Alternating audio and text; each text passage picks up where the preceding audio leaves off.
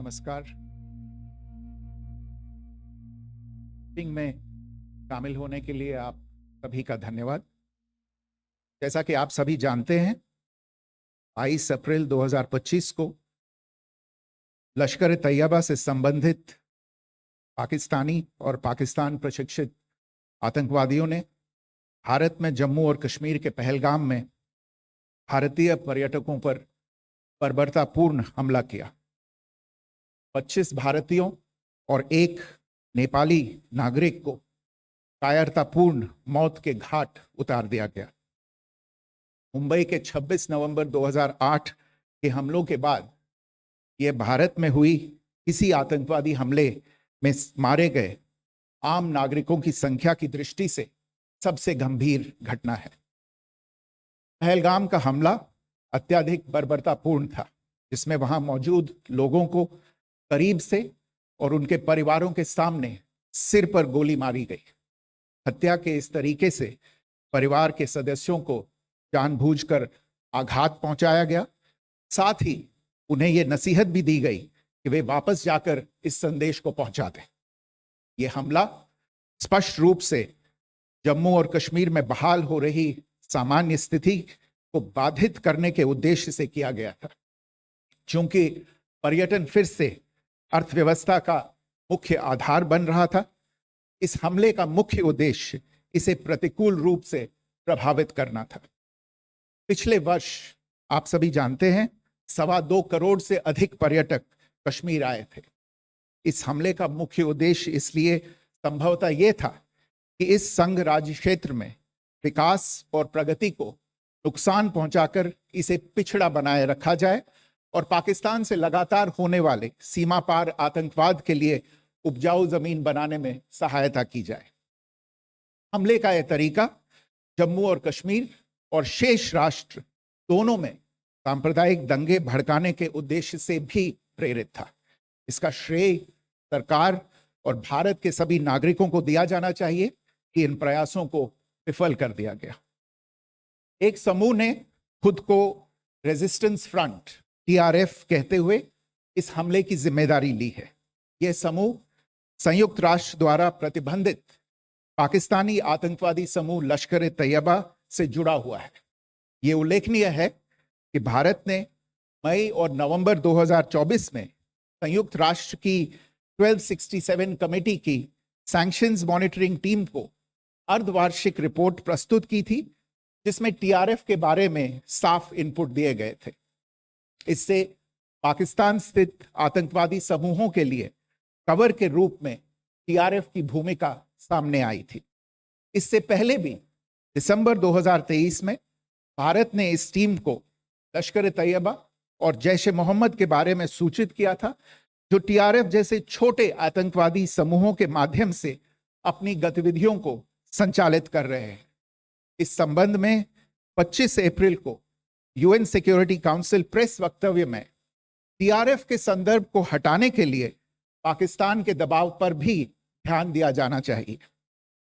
पहलगाम आतंकवादी हमले की जांच से पाकिस्तान के साथ आतंकवादियों के संपर्क उजागर हुए हैं।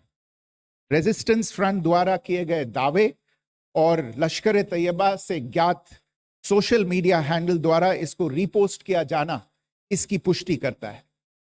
चश्मदीद गवाहों और विभिन्न जांच एजेंसियों को उपलब्ध अन्य सूचनाओं के आधार पर हमलावरों की पहचान भी हुई है।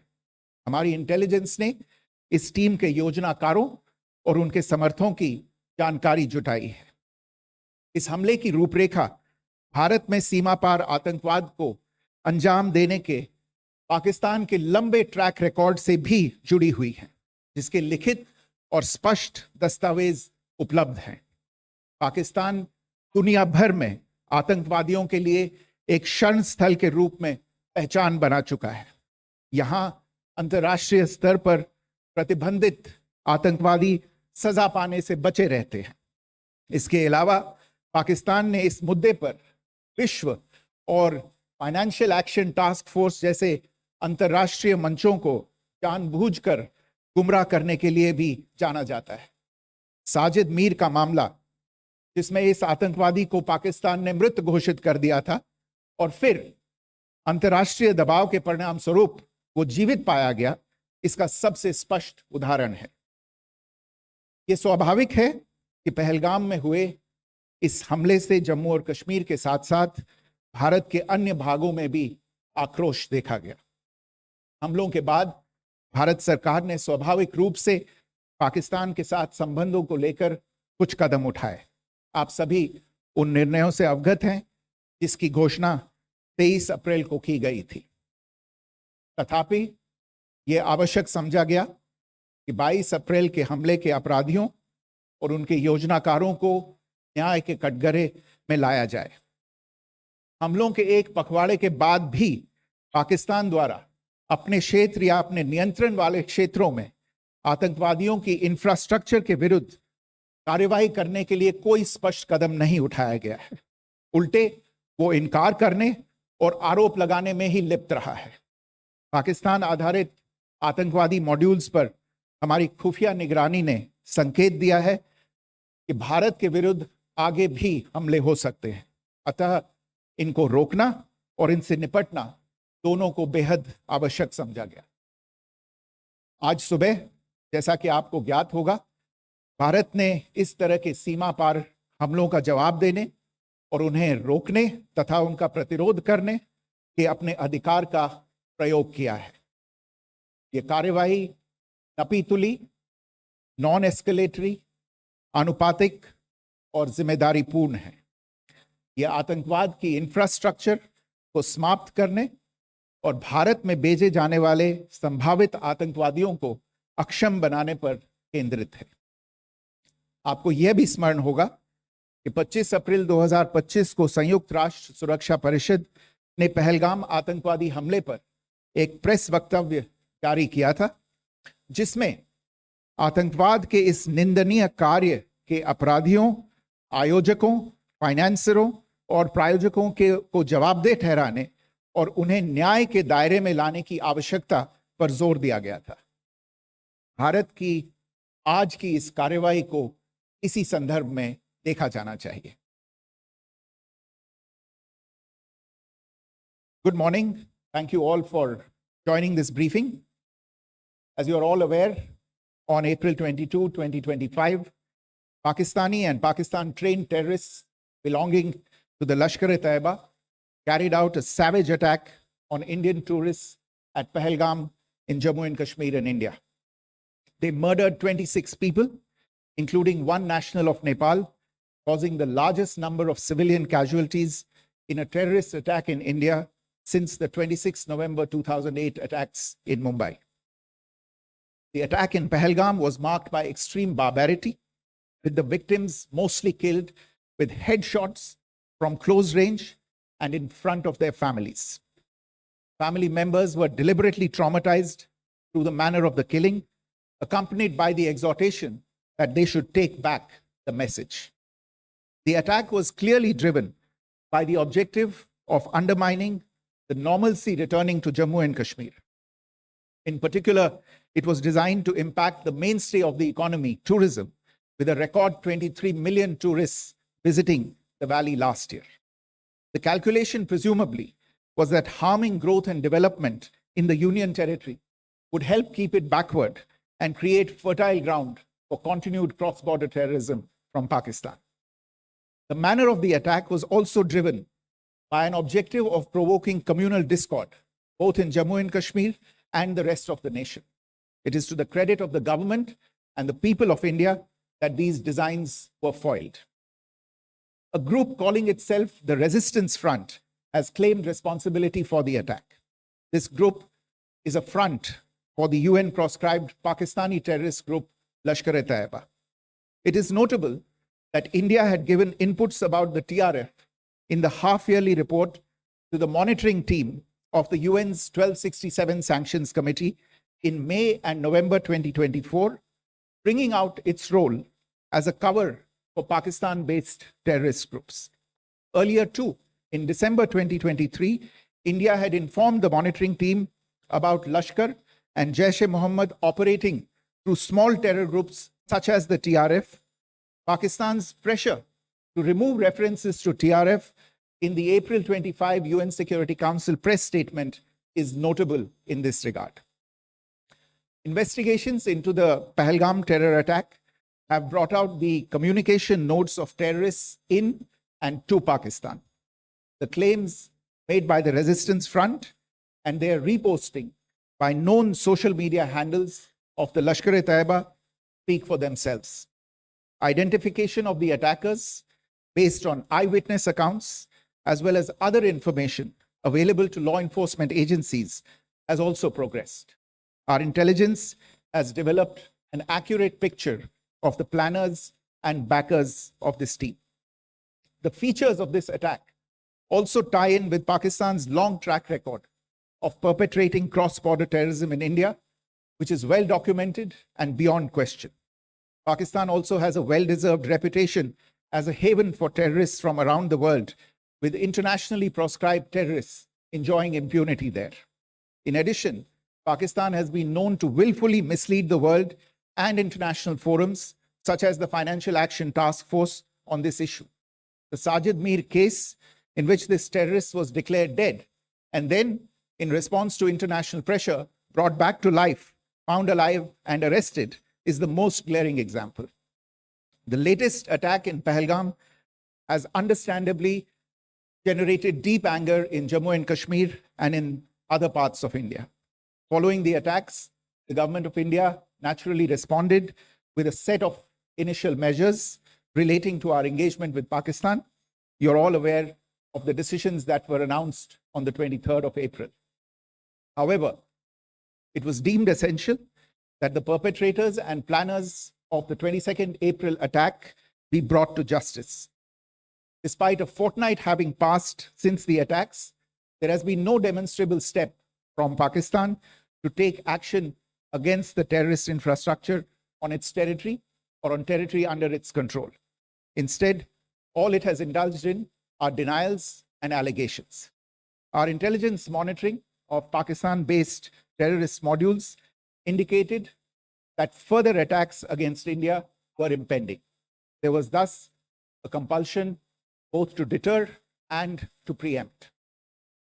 Earlier this morning, as you would be aware, India exercised its right to respond and preempt, as well as deter more such cross-border attacks. These actions were measured, non-escalatory, proportionate, and responsible.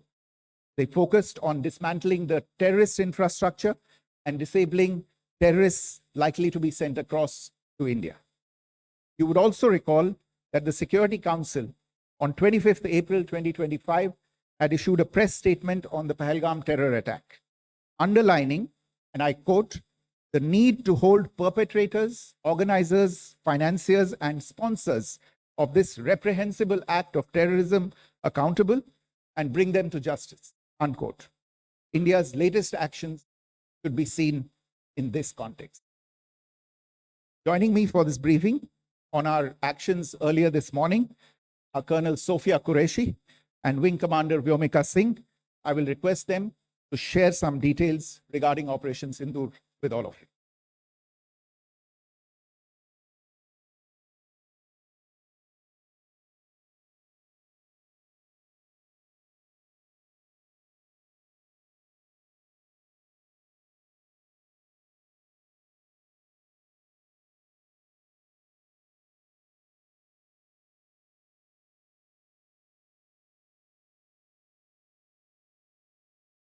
प्रभात देवियों और सज्जनों, मैं colonel Sophia Qureshi और मेरे साथ wing commander Vyomika Singh आज आपको 6 से 7 मई 2025 की रात 1:05 से 1:30 बजे के बीच भारतीय सशस्त्र बलों द्वारा अंजाम दिए गए ऑपरेशन सिंदूर के बारे में जानकारी देंगे। ऑपरेशन सिंदूर 22 अप्रैल को पहलगाम में हुए विभत्स आतंकवादी हमले के शिकार मासूम नागरिकों व उनके परिवारों को न्याय देने के लिए लॉन्च किया गया था। इस कार्रवाई में 9 टेररिस्ट कैंप्स को टारगेट किया गया और पूरी तरह से इसे बर्बाद किया गया। पाकिस्तान में पिछले 3 दशकों से टेरर इंफ्रास्ट्रक्चर का निर्माण हो रहा है। इसमें recruitment, indoctrination centres, training areas व लॉन्च पैड शामिल थे, जो पाकिस्तान और पाक अधिकृत जम्मू कश्मीर POJK दोनों में फैले हैं। Operation Sindoor was launched by Indian Armed Forces to deliver justice to the victims of Pahalgam terror attack and their families. 9 terrorist camps were targeted and successfully destroyed.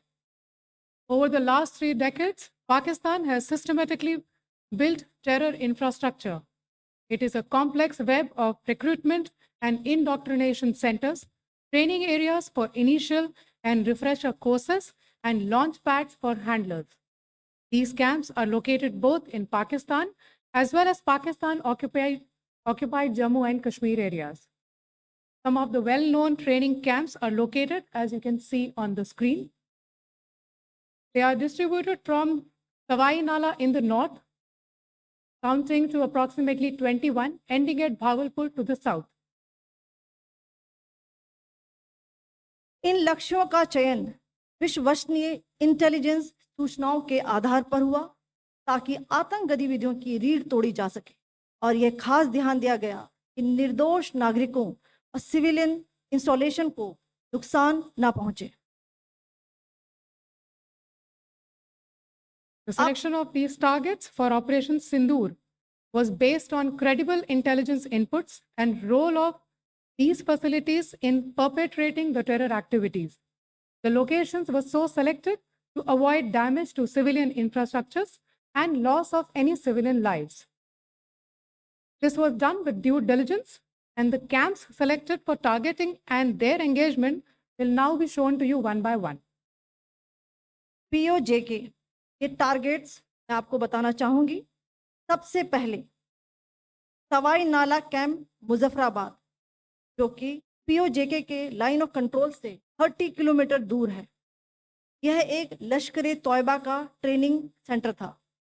20 अक्टूबर 2024 सोनमर्ग, 24 अक्टूबर 24 गुलमर्ग, 22 अप्रैल 2025 पहलगाम, इन हमलों के आतंकियों ने यहीं से प्रशिक्षण लिया था। सैयदना बिलाल कैंप जफराबाद, यह एक जैश ए मोहम्मद का स्टेजिंग एरिया है। यह हथियार, विस्फोटक और जंगल सर्वाइवल ट्रेनिंग का केंद्र भी था। गुलपुर कैंप कोटली,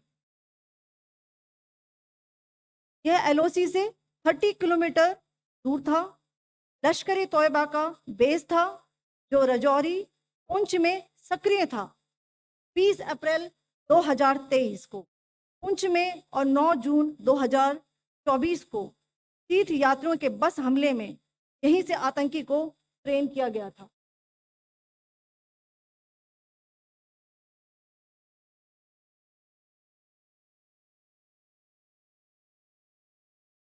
बरनाला कैंप भिम्बर, ये LOC से 9 किलोमीटर दूर है। यहाँ पर हथियार हैंडलिंग, IED व जंगल सर्वाइवल का प्रशिक्षण केंद्र था। अब्बास कैंप कोटली,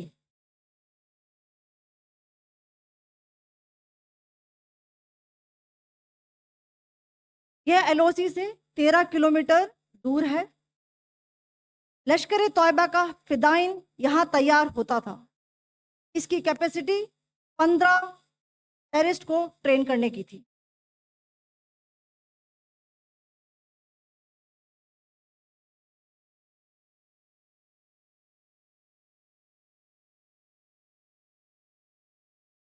अब मैं पाकिस्तान के अंदर के टारगेट से अवगत कराना चाहूंगी। पहला, सर्जल कैंप सियालकोट, यह अंतर्राष्ट्रीय सीमा से 6 किलोमीटर की दूरी पर है, सांबा कटवा के सामने।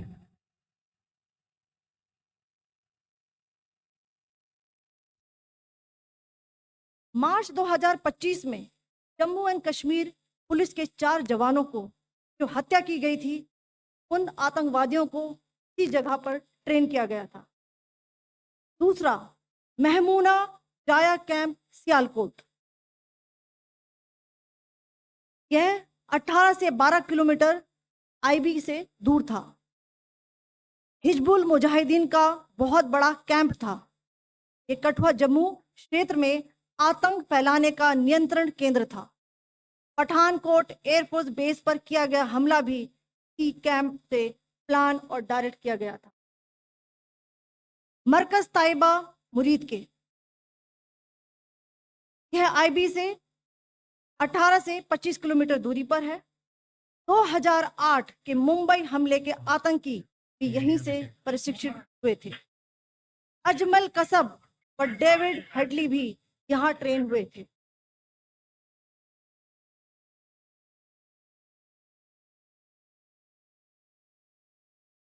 आगे दूसरा है।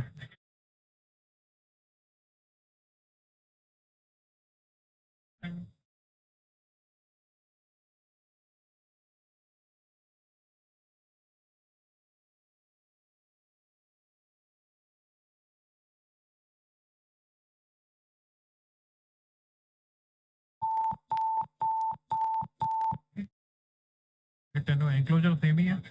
Just hit the target.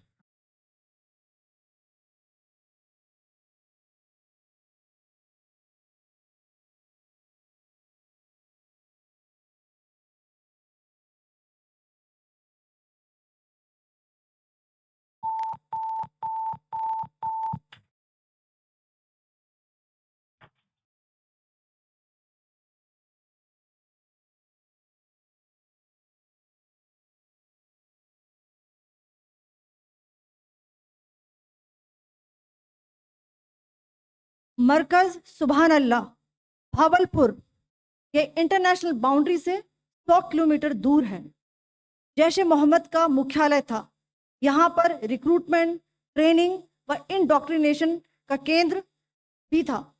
शीर्ष आतंकी अक्सर यहाँ आते थे। मैं आप सबको बताना चाहती हूँ कि किसी भी सैन्य ठिकाने का निशाना नहीं बनाया गया और अभी तक किसी तरह की नागरिक क्षति की रिपोर्ट नहीं है। धन्यवाद। जय Hind. The strike on the terror camps were undertaken through precision capability, as shown to you.